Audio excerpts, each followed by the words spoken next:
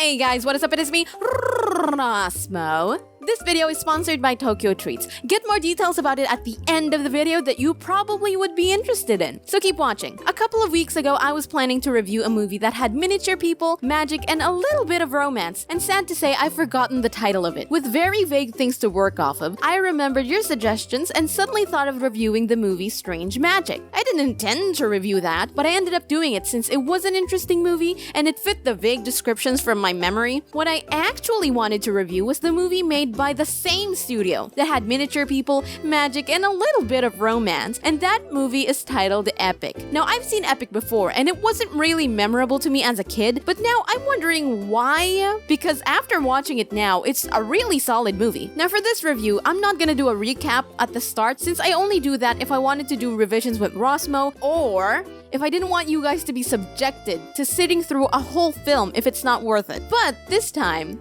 it is worth it. And you should go watch it because this video is gonna have spoilers. No.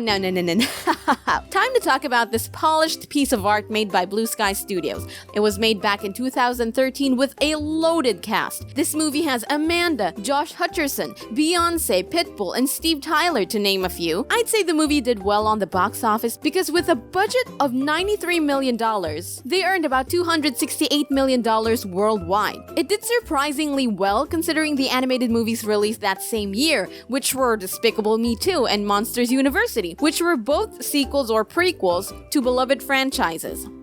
Well, at least one of them. The movie Epic itself was good, and I mean good. The way they tell their story, especially at the start, was very mature and didn't shove the details in plain sight. They give you hints. They don't tell you her mother died. They hinted at it when her dad said, "You look like your mother," and then quickly corrected himself by saying, I mean she did, you would, correcting his sentences to past tense, and then followed up with a quick, "wanna talk about it?" And if that flew over your head, MK, our main character, mentioned reading up on the stages of grief. Nobody mentioned the words death, dead, passed on, or condolences. It doesn't sound like an exposition dump. It sounds like an actual conversation between two people. Oh, you look just like your mother.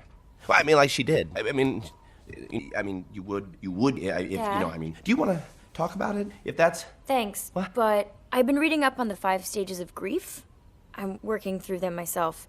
Amazing! This movie juggles with a lot of characters and plot lines, and none of them were boring. From grounded family strife with MK and her father and dealing with their loss, to Ronan trying to parent Nod and dealing with his own loss and grief with Tara, as well as Nod learning to take responsibility slowly but surely. And there's even a little tiny plot detail for the enemy where he loses his son that he cares about, and the movie was not afraid to let the antagonist show his caring side, even for just a teeny tiny bit, as he grieved for his son, as well as other small storylines that contributed to the whole grand scheme of the story. When they said epic, they meant it. It may not be so grand that pulls your heartstrings so hard your vision will be blurry with the tears, or so hype that you can't help but scream in excitement, but it is a story that keeps throwing you one well thought out story of the characters after another. I never got bored watching this movie. The dialogue was great. It especially shines during the realistic interactions with MK and her father, and it keeps me attentive since I don't know the whole story between these two people, and listening carefully to what they say actually pays off. Then we have the fantasy action side of the movie where it's just as interesting. It also gives you hints in Ronan and Queen Tara's relationship that they might have a special connection with each other. You're the life of the forest. Looking after you is my duty. Is that the only reason you do it? Isn't that reason enough? If that's the only reason there is. Your Majesty. Yes?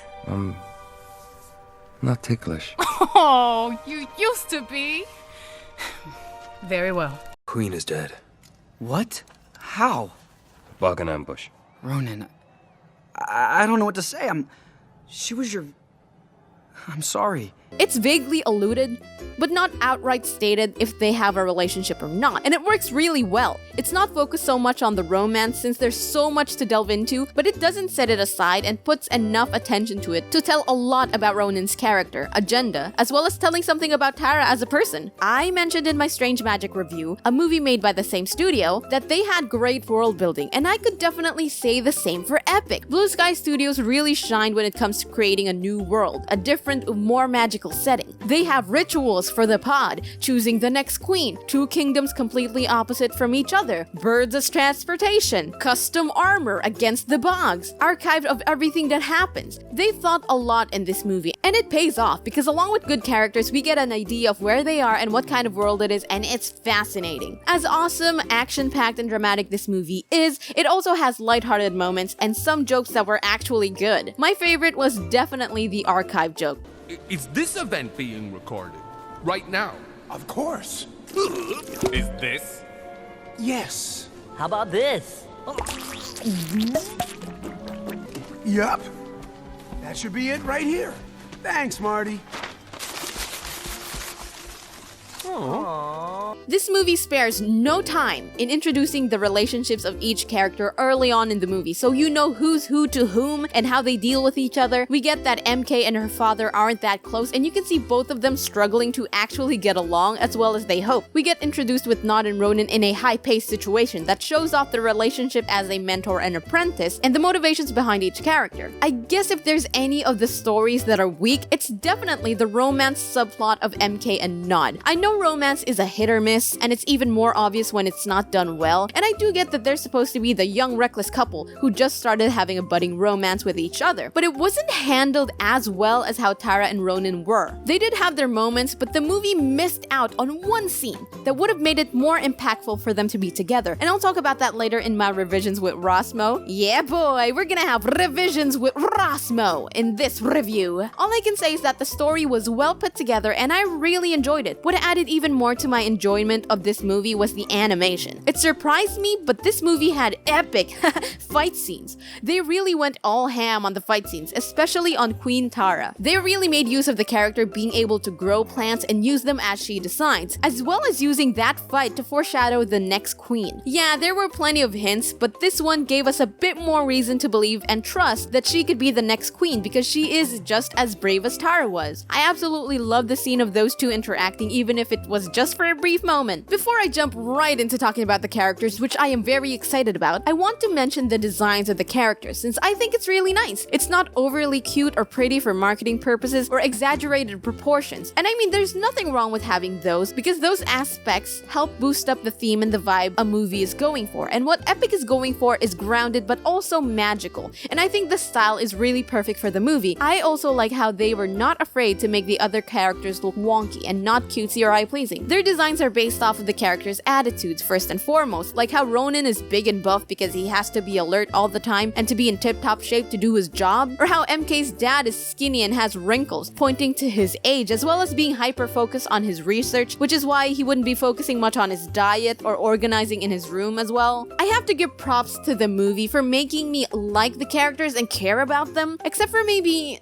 Nod, but I'm sure it was intentional, but let's talk about that later. First off, we start with MK. Her first introduction made it clear that she was mature and already dealing with something aside from our initial first impression of her. Her dad, on the other hand, is shown instantly to be super focused and obsessed with his research. And even if he tries to get close to MK, his research was always in the way. Both of their sides are valid, and you can sympathize with both of them. But their problem isn't that her father is being so excited for his research or MK trying to make her father stop so that they can spend time with the only family they have, but it's for them to come to understand each other. By the end of the movie, MK did understand her father, but the great thing about this movie is that her father also got to reflect on himself and understand MK's point of view. So by the end, it was a mutual understanding for each other, and they finally got along. I mentioned before that the least person I liked in this movie was Nod, but mainly because of his character arc that I definitely am sure was done well. His character is supposed to exemplify a person who does not take anything seriously, and is actually really refreshing to see another kind of character that is easygoing and carefree without stripping away the negative aspects that come with that characteristic. Nod's character arc is learning to take things seriously, and it's not the quirky, I just do what I want to do, hey yo, kind of attitude, but they actually weren't afraid to make the audience frustrated in Nod, at least just for a little. They also made it clear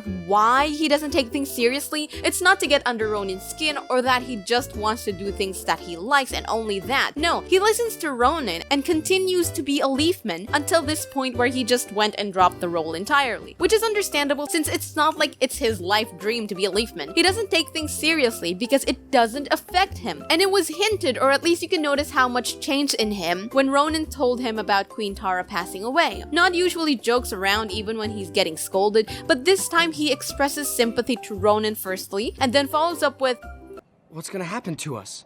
To the forest? If we don't get the pod to Nimgaloos, the forest will die.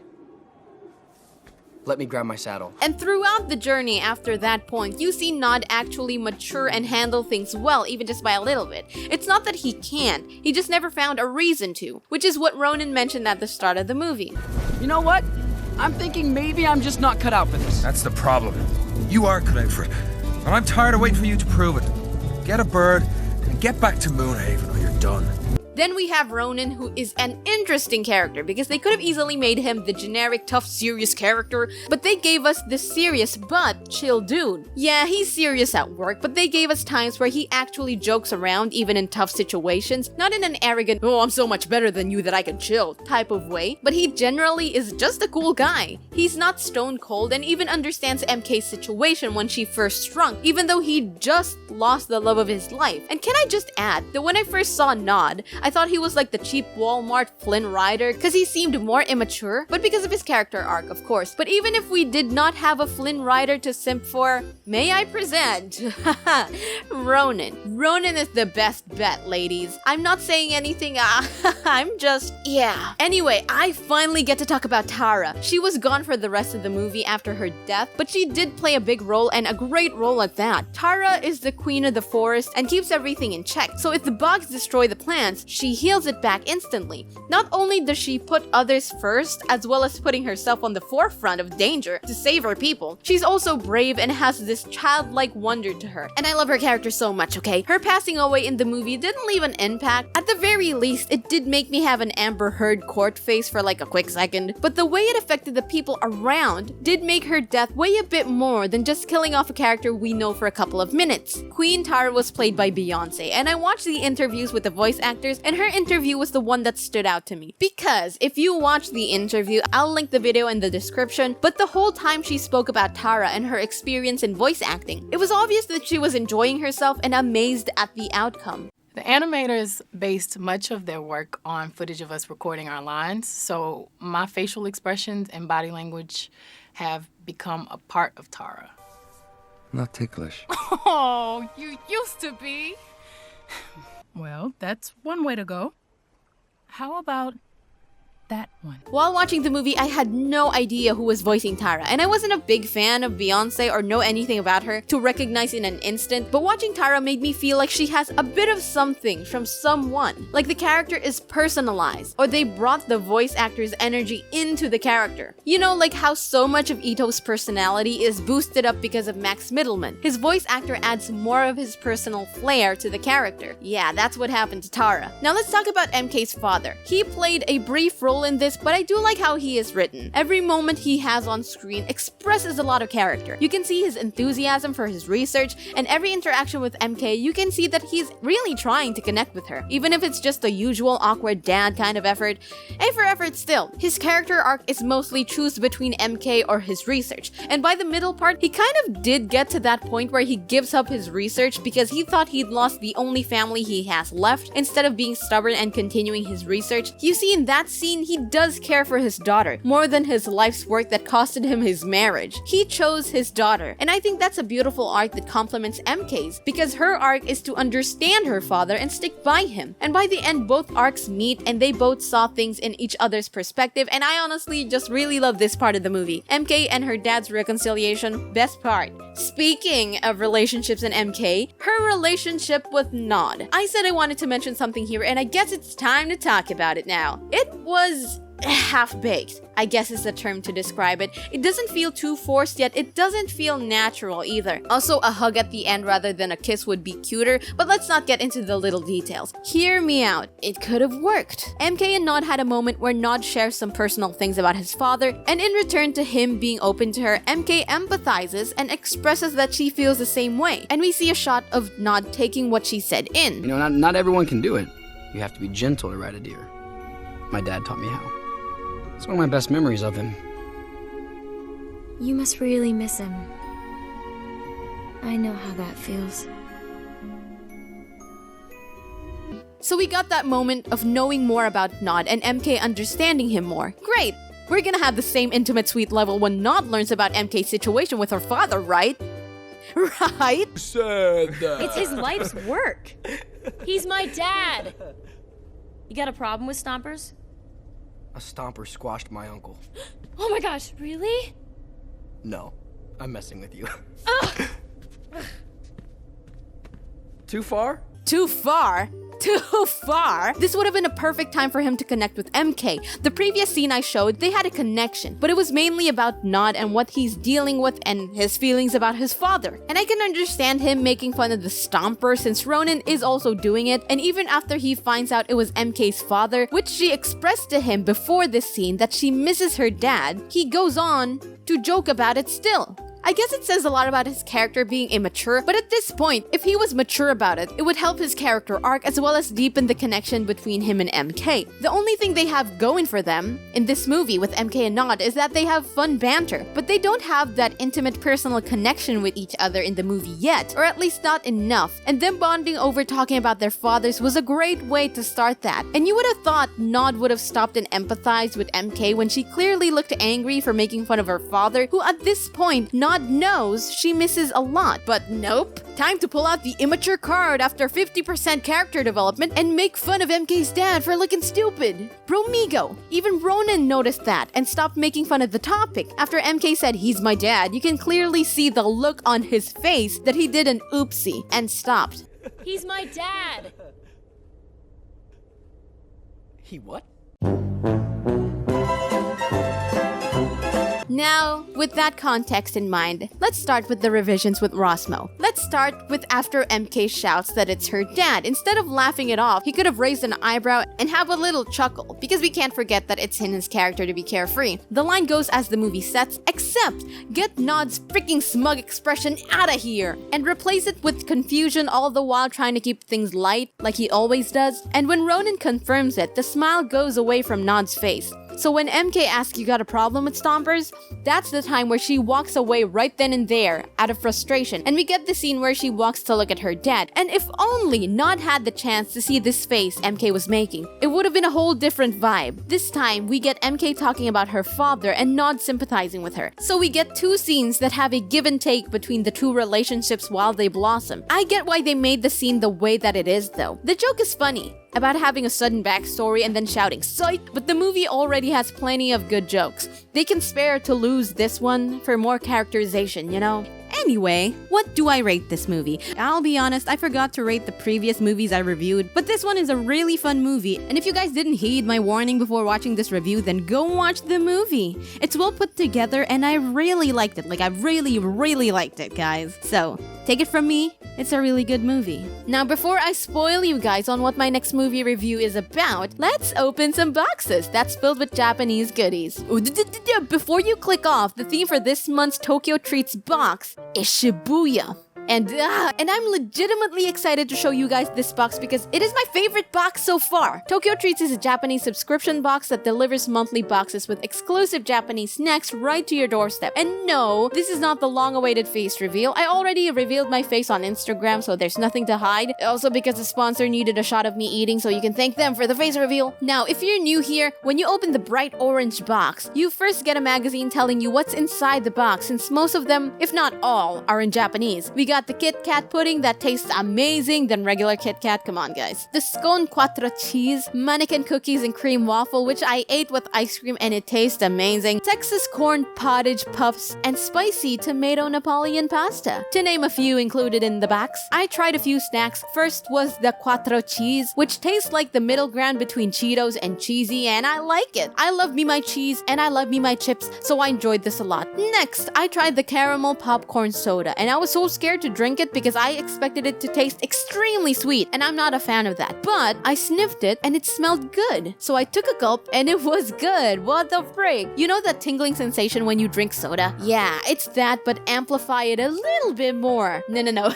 a lot more. I thought I was drinking alcohol, if I'm being honest, so I looked at the magazine and it, in fact, did not have alcohol. It was just a really funky soda. All in all, Tokyo Treats' box for the month of June is by far my favorite, and if you like exclusive Japanese treats delivered right to your doorstep, Tokyo Treats, baby! Also, here's a little something for ya. Ta-da! I give you a promo code to get 5% off of your first order. You can find those links in the description or in the pinned comments. Okay, finally, my next movie review is going to be about Valiant, requested over on my Patreon, and after that is Hilda and the Mountain King. So yeah, big thanks to my Patreons. I'm pumping out content for you guys to enjoy, and you can thank them for that. Shoutouts to my patrons in the Butternut tier: Jacob K, Mindhack, Amanda Ronne Denge, Kyle, Christian V, and Cross.